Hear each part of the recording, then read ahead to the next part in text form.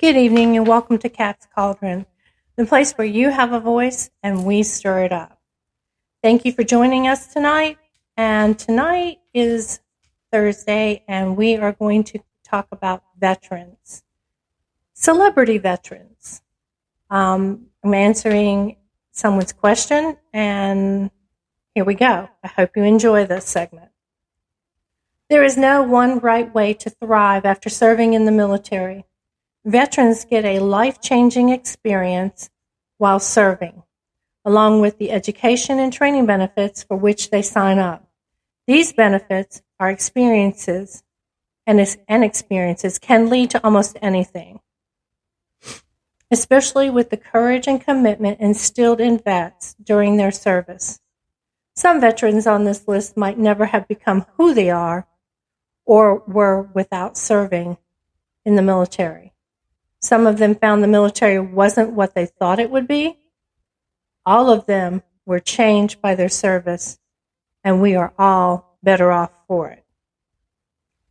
Number 10 on the list is George Carlin. Anyone who knows George Carlin knows that he was a comedian, and he didn't play by the rules. George Carlin did things his way, and that's what made him so famous. So I do have this ambience. Obviously, I'm against militaries because of what militaries do. In many ways, though the Air Force was unmilitary-like, they dropped bombs on people, but they had a golf course. Quote and unquote, George Carlin. The creator of 7 words you can never say on television was always an anti-establishment comedian. So it might not be surprising that a guy like George Carlin was considered an unproductive airman during his time in the military. It's probably more of a surprise that he ever joined the military at all. Carlin dropped out of high school in 1954 and joined the Air Force to get the GI Bill benefits and attend broadcasting school. He was trained as a radar technician and stationed at Barksdale Air Force Base. He wasn't content with just doing his Air Force job. So he moonlighted as a disc jockey at KJOE, an AM radio station that played top 40. By age 18, Carlin was on the air. Apparently, he wasn't content to do his Air Force job at all. Carlin was court-martialed 3 times during his career and eventually was given a general discharge. Avoiding a dishonorable discharge was something he was very proud of. But Carlin credits his confidence to those early days on the radio. After a couple of years working in broadcast radio, he moved west to California where he found his enduring fame. 3 years after his discharge, he found himself on television in Los Angeles. His frequent appearances on The Tonight Show with Jack Paar made him famous. By the 1970s, he had ditched the clean-cut appearance of traditional comics and began sporting his trademark beard and long hair. Steve McQueen is number 9.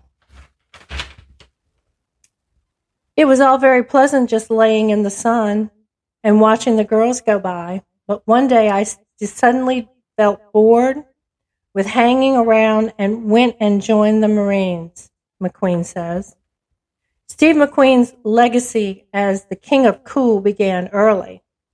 He was the love child of a stunt pilot and an alleged alcoholic prostitute, and had a childhood that led him to cultivate his rebel image, which included stints of homelessness and time in a boys' reformatory.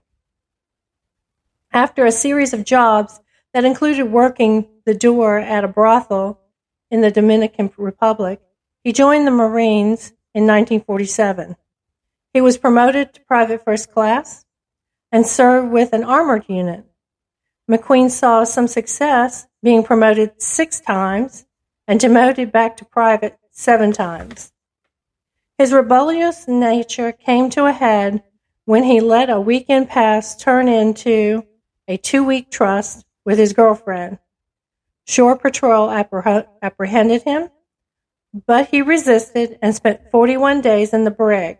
The first 21 were spent living off of bread and water.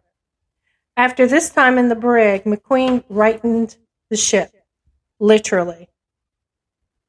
His unit was in the middle of a training exercise in the Arctic and turned disastrous.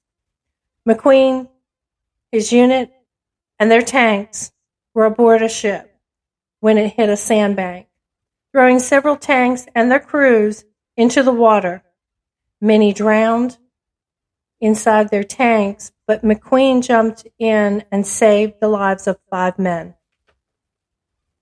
Because of his heroism, McQueen was chosen to the honor guard protecting President Harry Truman's yacht.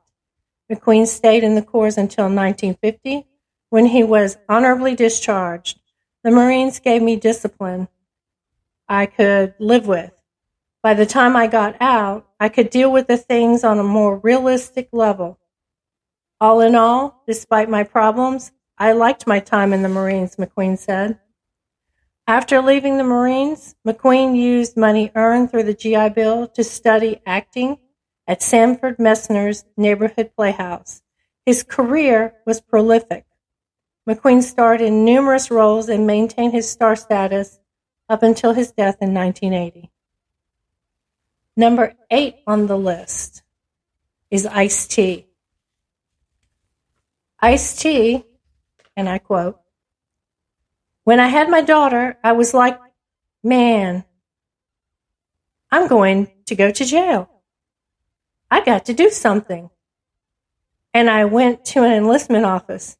Next thing you know, I'm in the military, 4 years infantry." Sometimes people join the military for purely practical reasons. An actor and musician Ice-T is one of them. After a rough upbringing in South Los Angeles, Tracy Lauren Morrow soon to earn the nickname Ice-T because of his ability to perform books written by a famous pimp named Iceberg Slim. Was struggling to support his girlfriend and daughter. He joined the Army for the financial benefits. His performing ability would help him later in life, too. He served 4 years in the 25th Infantry Division in Hawaii. Early in his career, he was part of a group that stole an infantry rug and subsequently deserted. After a month, once the rug had been recovered, Ice-T returned and received a non-judicial punishment, which allowed him to complete advanced infantry training. But he did get his sign-on bonus of $2,500. During his time in Hawaii, Ice-T was assigned as a squad leader at Schofield Barracks. It was there that he met a civilian named Mac, who was impressed at his performances of Iceberg Slim's books. The civilian, he learned, was a pimp himself. Mac taught him